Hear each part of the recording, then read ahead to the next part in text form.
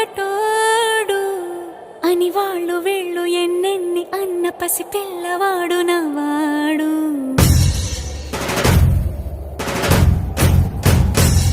విడుముండోడు అని ఊరు వాడ అనుకున్న గాని మహారాజు నాకు నవ్వాడు.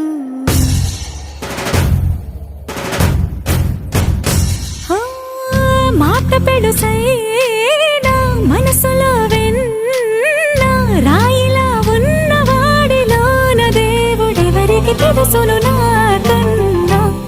సూసేకి అగ్గిరవ్వ మాదిరే ఉంటాడు.